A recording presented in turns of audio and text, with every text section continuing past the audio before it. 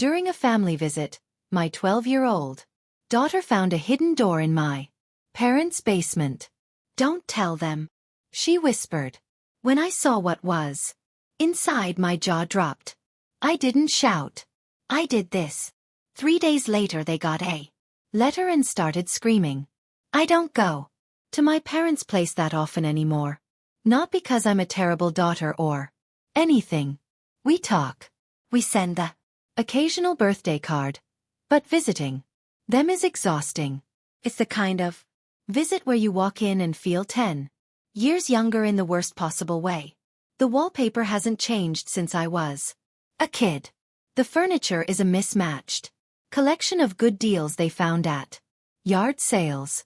And there's a faint smell in the air that could be either laundry that didn't dry right or something growing in the walls. And then there's the small talk. Endless updates about neighbors, the weather these days, and the latest bad news they've pulled from the TV. It's not exactly a place you go to recharge. Still, we were due for a visit, so I packed up my 12-year-old daughter, Lucy, and made the drive over. My husband didn't come work, he said, but honestly, he'd rather clean out the gutters than sit through one of these lunches. We ate at the old dining table. Same scratches in the wood from when my sister and I used to do our homework there. Lunch was the usual something filling but forgettable, followed by tea, served in mugs that had survived decades of dishwasher cycles. Dad stayed mostly quiet, half watching the TV in the living room. He's been unwell for a while now, not bedridden, just taking it easy as he puts it. Mom says he's tired a lot. He still manages to keep up with the news and comment on every politician in the country, so it can't be too bad. After lunch, Mom retreated to the living room with Dad, leaving me in the kitchen with the dishes. Lucy had been buzzing around all afternoon, bored out of her mind. I figured she'd gone upstairs to play on her phone or maybe read. I just finished rinsing a plate when she appeared in the doorway. She didn't say anything at first, just looked at me with that wide-eyed expression that could mean anything from "there's a spider" to "I've just discovered buried treasure. You need to come with me," she whispered. I turned off the tap. "What's going on?" She glanced towards the living room. "Don't tell them, just come." I hesitated. Normally this is the point where a parent says, "Tell me right now." But something in her face told me she wasn't going to. So I dried my hands, tossed the tea towel over my shoulder, and followed her. She headed straight for the basement door. Now we don't usually go down there. It's not off limits. Just there's no reason to. It's full of boxes, old tools, random bits of furniture my parents swear they might use someday. The stairs creaked under our weight as we descended into the cool, dim air. The basement looked the same as always, dusty concrete floor, laundry lines strung across the ceiling, piles of stuff that probably hadn't been touched in years. But Lucy moved with purpose, weaving between stacks of boxes until she reached the far wall. There against the corner stood an old shelving unit crammed with paint, cans and gardening tools. Without a word, she gripped the side and shoved. The unit scraped against the floor just enough to reveal a narrow door. The paint was the same dull color as the wall, but the latch was new, shiny, like it had been put in recently. I frowned. "What is this?" Lucy just knelt down and flicked the latch. It clicked open with a soft, decisive sound. She pushed the door inward and immediately the air changed. It hit me in the face. Hot, thick, heavy. It clung to my skin like steam from a boiling pot. The smell was sharp and chemical, almost sweet, the kind that makes your throat itch. I smelled it before somewhere but couldn't place it. Only that it wasn't the kind of thing you wanted in your house unless you were trying to cover something up. The room beyond was dark, except for the thin strip of light from the hallway behind us. Somewhere in the blackness, water dripped, slow, deliberate, each drop echoing like a clock counting down. Beneath it, a low hum vibrated through the floor, steady and mechanical, the kind of sound you hear in locked rooms where important equipment is running. I stepped just inside. The air was warmer here, almost stifling. My shoes stuck slightly to the floor, which made me stop. The chemical smell wrapped around me, sweet and stinging all at once. And then there was the light. Not bright, but enough to catch on smooth, glistening surfaces. Deeper in the room, the reflections shifted as if responding to movement I couldn't quite see. I felt Lucy watching me, waiting for my reaction. I didn't move any further. My heart was thawing, though I wasn't sure why. Whatever this was, it didn't belong here. Not in this house. Not behind a hidden door in a basement I thought I knew. And I had no idea what I just stepped into. When I was growing up, I was the responsible one. That's not a badge you win. It's a label your parents slap on you so they can feel good about saying no to things. If I wanted something, a new jacket, the nice trainers everyone else had, there'd be a speech how expensive it was, how it wasn't worth the money, how I should think long term. The implication was clear. Asking for it was wasteful, and I took it on board. I thought they trusted me to be mature, that I was special, because I understood the value of money. Then my sister was born 5 years later, and suddenly the rules changed. She got treats, trips, fun days out. I once heard Mom say, "Well, she's only little. She should enjoy herself."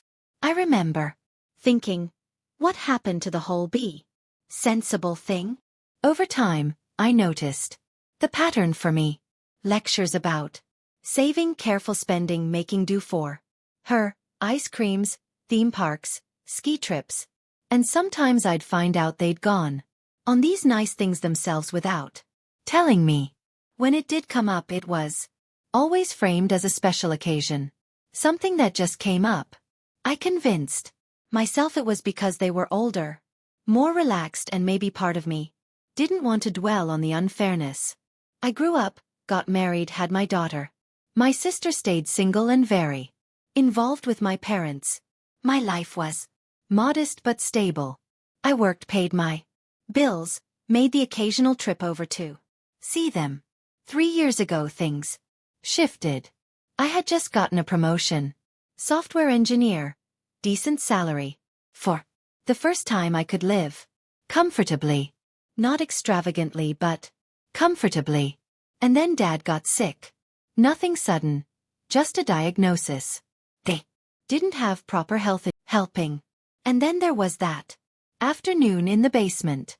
The air down here still felt the same, thick, warm, with that sharp chemical tang clinging to the back of my throat.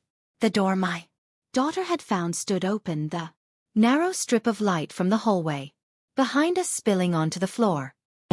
Stepped further inside. My shoes made a faint tacky sound on the floor, like there was some kind of residue. The hum I'd heard earlier was louder now, joined by the slow, rhythmic sound of water dripping somewhere unseen. Lucy hovered just behind me, watching, waiting. My hand brushed against the wall and hit something plastic. I felt along until my fingers found a switch. I flipped it on. The light came on with a low hum, and for a second I thought my brain was lagging behind my eyes. In the middle of the room, a hot tub bubbled lazily, steam curling into the air. In the corner, a glass-walled sauna glowed softly, the kind of golden light you see in spa brochures. Shelves along one wall were stacked with fluffy white towels and neat rows of bottles, oils, bath salts, champagne. Real champagne, not the supermarket sparkling wine I buy when I'm feeling fancy. I just stood there taking it in. 3 years, 72,000. I thought about the rent I'd paid instead of saving for a mortgage. The trips I'd told my daughter we couldn't afford. The birthdays I'd scaled back because money's tight. While they were down here soaking in eucalyptus steam and pouring bubbly into crystal flutes. It wasn't just a spa. It was everything. Every lie, every thank you that wasn't real. Every time they looked at me and let me believe I was keeping Dad alive. I could feel the heat from the room on my face and I realized my hands were gripping the door frame. Probably so I didn't walk in and start tipping the champagne down the drain. Whatever I thought about my parents before, I wasn't thinking it. Nah. I didn't trust my mouth to say anything in the basement. If I opened it, I wasn't sure what would come out.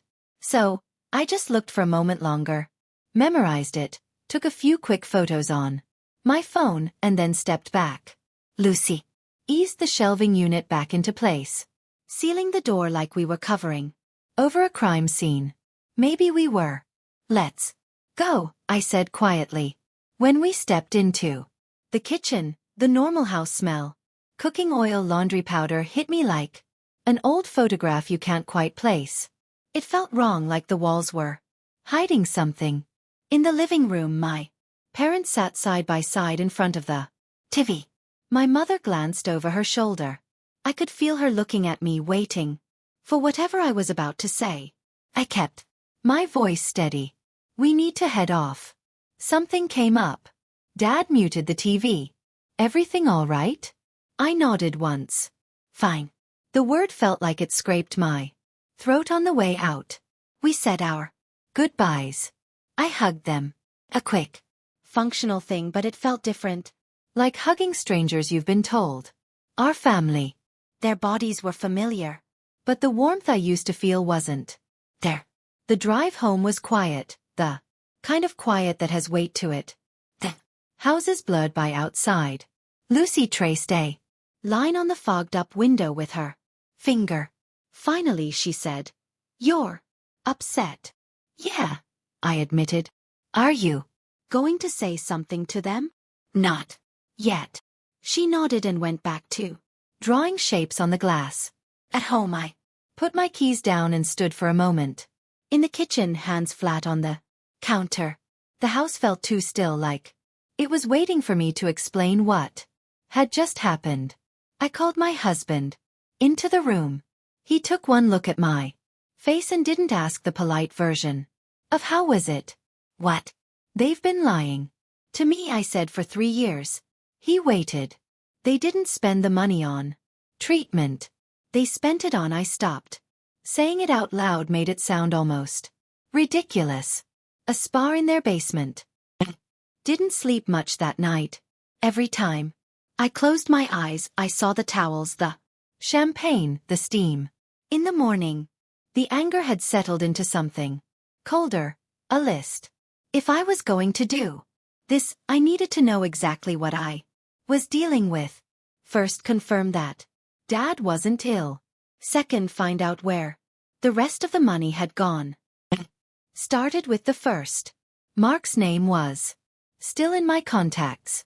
Old family friend, golf partner, the kind of man who knows everyone's business without trying. "Hey Mark, it's me," I said when he answered. He sounded genuinely pleased. "Well, this is a surprise. How have you been?" "Good." "Listen, quick question. Dad's been unwell the last few years." "Right." Silence. "Unwell? That's what they've been telling me." Mark gave a short laugh. "We ran a half marathon together in April. He beat me by 10 minutes. I gripped the phone tighter. "Right. And they've been living it up." He went on. "Hawaii, the wine country. Weekend, that spa resort up north." He paused. "Wait, you didn't know?" "No," I said, my voice sharper than I intended. "I didn't." When I hung up, I felt like I'd been dropped into someone else's life mid-sentence. I opened my laptop and started digging. My parents don't post much online, but other people do. It didn't take long to find them, tagged in photos from Hawaii. Dad with a garland of flowers around his neck. Mom in a sun hat and sunglasses holding a cocktail with a little paper umbrella. Scrolling back, there were shots from the spa resort. All smiles and robes and champagne flutes, group dinners, vineyard tours, clinking glasses under strings of fairy lights. I sat there, staring at the screen, my tea going cold. By late afternoon, I had a folder on my desktop labeled Evidence. Inside, screenshots of every vacation and photo I could find. Copies of messages where they'd asked for money for treatment, bank statements showing the monthly transfers, and the photos I'd taken in the basement. Looking at that folder felt like looking at a coffin. That evening I told my husband, I'm getting it back. He didn't ask how. He just said, good. The next morning, I called a lawyer. I went through the whole thing. The illness story, the money, the spa, the vacations. I sent her the folder. An hour later, she called me back. You have a clear fraud case. Can draft a demand letter. If they don't, just lingered in the doorway when I was cooking like she wanted to ask something. One night, she finally did. Does this mean we're not going to see them anymore? I don't know, I told her. Honestly. Not for a while. She nodded. Could see the sadness there, but also something else. A kind of quiet agreement. She'd seen the spa too. My husband kept me steady. When the calls came, he'd take my phone and let them go to voicemail. He didn't push me to talk about it every day, but when I did, he listened without trying to fix it. That was enough. I did meet with my lawyer, and we took the file to the police. That part moved slower than I'd imagined. Weeks of back and forth, formal statements, letters sent through lawyers. My parents fought it, said it was a misunderstanding, that I was misinterpreting things. My sister sent long texts about how much stress I was putting them under. I didn't answer any of it. I'd already said everything I needed to. By the second month it was clear they weren't going to win. The choice was simple. Repay me in full or face charges. They chose repayment. Grudgingly. The money would come from selling the house, spa included. The sale didn't happen overnight. They dragged their feet, complained about the price, delayed the listing. My lawyer told theirs that every week they stalled. The criminal case stayed open. That moved things along. Several months later, the sale closed. The repayment came through in two parts. The bulk from the sale, the rest in a signed payment plan. When the transfer hit my account, I stared at the number for a long time. Thought I'd feel triumphant. Instead, I just felt done. One evening, my husband and I sat on the couch looking at the online listing photos. The rooms were staged, every surface gleaming, and there in the middle of the carousel was the spa. Steam curling in the air. Champagne glasses on the edge. I smiled. It suits them better in the photos, I said. He grinned. Too bad it's not theirs anymore. That weekend, I opened a new savings account and called it down payment. I told my daughter it was for a house we'd own one day. She lit up like I'd promised her the moon. It was strange seeing my parents' place in a stranger's hands, but in a way it felt like justice. The repayment came in two parts. The day their house sale closed, my lawyer transferred me the lump sum, $58,000. The rest, $14,000, would come in monthly installments of $500 until the balance was cleared. Every payment would be wired directly into my account on the first of the month. Watching that first one land felt better than I'd expected. Not because of the money itself, but because of what it meant. My parents' house, spa and all belonged to someone else. Now they moved. into a small 2-bedroom rental on the edge of town in a building I'd once heard my mother describe as a little depressing. The rent was manageable but just barely. I didn't hear these details from them, of course. We haven't spoken since this all started, but word gets around. My cousin sent me a text one day. Saw your mom at checkout at the food barn. She didn't see me. A neighbor of theirs told a mutual friend that my dad was now working mornings as a greeter at the hardware store. 3 years into their retirement they were suddenly clocking in again. Not to the jobs they'd left, but whatever they could get. My sister didn't escape the fallout. Without my monthly transfers to float them, her helping out roll dried up fast. I found out through the same cousin that she's working full-time now at a dental office, which she hates.